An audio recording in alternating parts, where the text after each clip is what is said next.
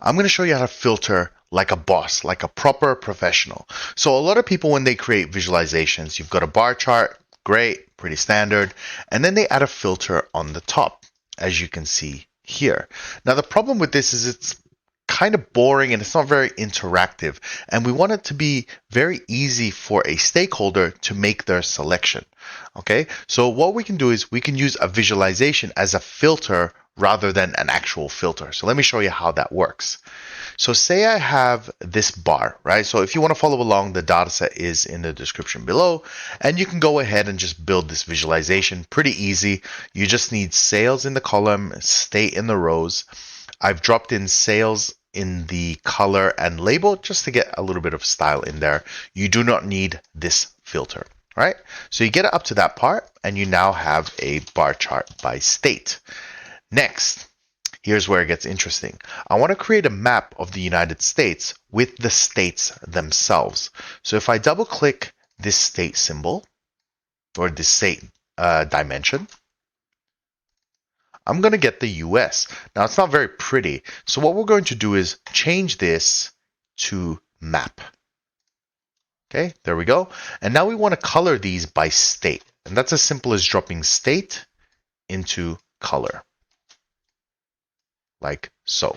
Then we want to add the label. So state into label. Okay, and there we go. And now we're going to clean this up a little bit. So if I go to map here on the top and go background layers, we're just going to untick a whole bunch of this stuff. So it's really just this state name and the country name. There you go. And we're going to switch this to, let's say, satellite. Maybe outdoors, I think looks better. We're just going to turn off more of these things. It's usually the cities that really make it look weird. Okay, there we go. So now we have all the states. So if I go here, I'm going to rename this state. And now we're going to go into a dashboard. So that's as simple as going to this one right here. If you do that, we're going to get a dashboard. I'm going to make it a little bit bigger. I don't know if you can see it, but my one's about that size. I'm going to make it just a little bit wider, just adjusting the width. And then we're going to bring the bar chart in here. So I'm just going to drop it in.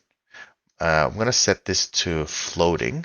So be sure you've got floating selected here. It just makes it a little bit easier if you're new to this. I'm going to drop it in. And we're going to make this a lot larger. Now what you'll notice is there's some white space here, and we can make use of this. I can bring state right there. Okay. And you can see the state. Now the text is a little bit big, which is fine for now because we're just doing a demo. Let's say we got this one. Okay.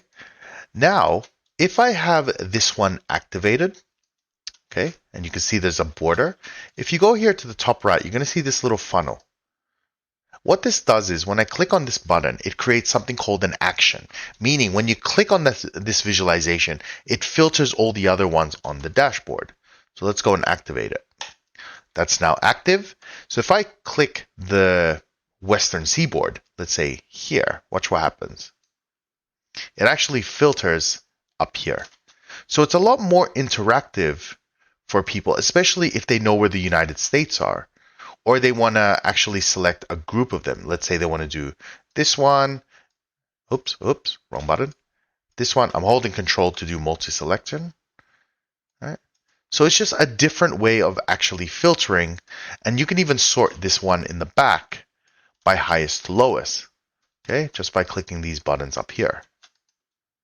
Okay, so now if I go, well, out of this group here, who's the highest? Texas, right? So it's an interesting way of doing filters. Don't be restricted by just that filter dropdown, because there's a lot of different ways that you can filter in Tableau.